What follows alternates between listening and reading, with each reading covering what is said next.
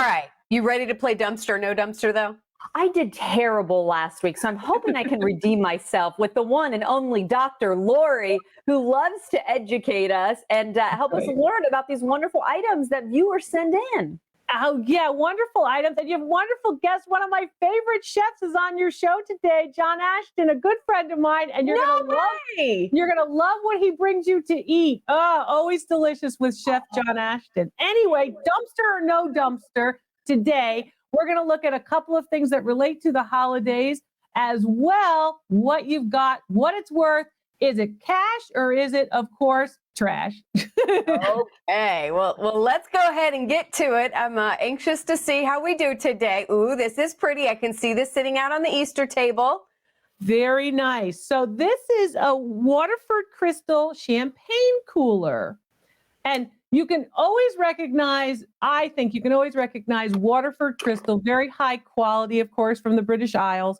And you can always recognize it by the very specific patterns. The patterns are really quite beautiful of this. Now, this is not a punch bowl, not to be confused.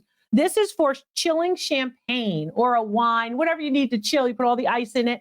And it's pretty large, but smaller than a punch bowl size. It dates to the latter part of the 1990s.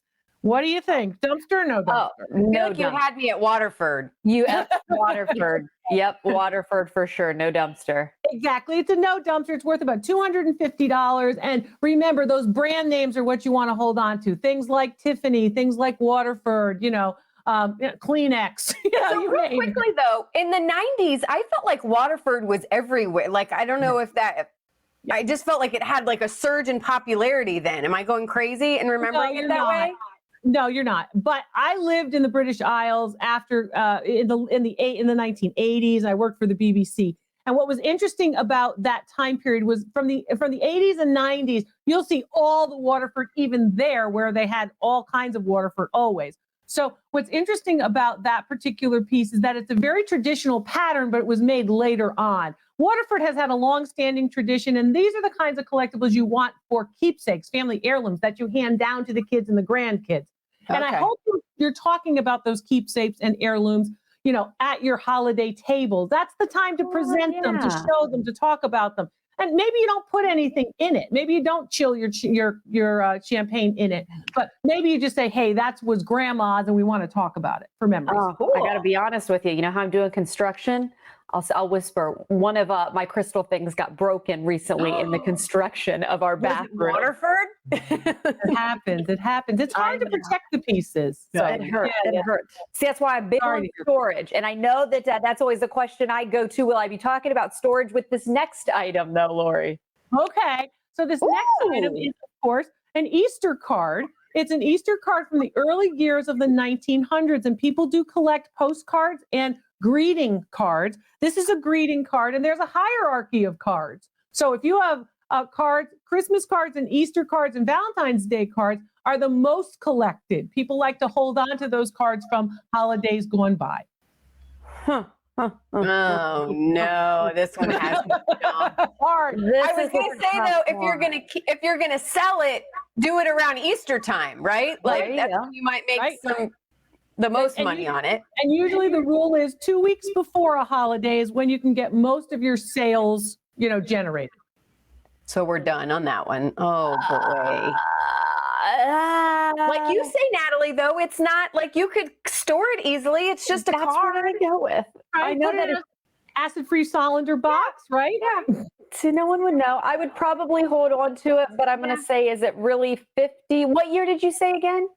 It dates to about 1900, 1915.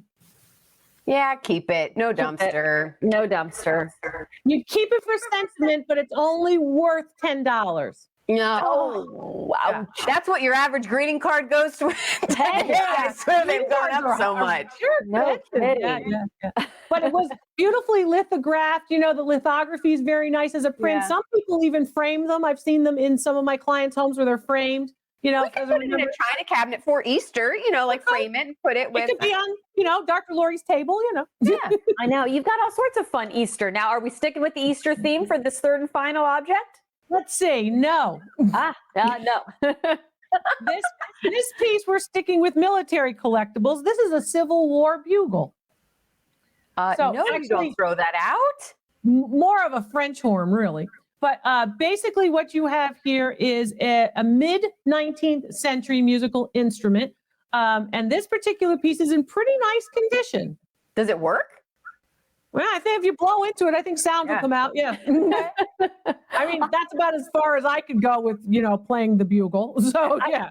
I'm glad we're talking about this because for me, it looks like a mini perhaps. So it is actually like standard size of a French horn, a bugle kind of thing. Yes. Not miniature. I don't know. You said it's from the Civil War era? Yeah. It's from about 1870.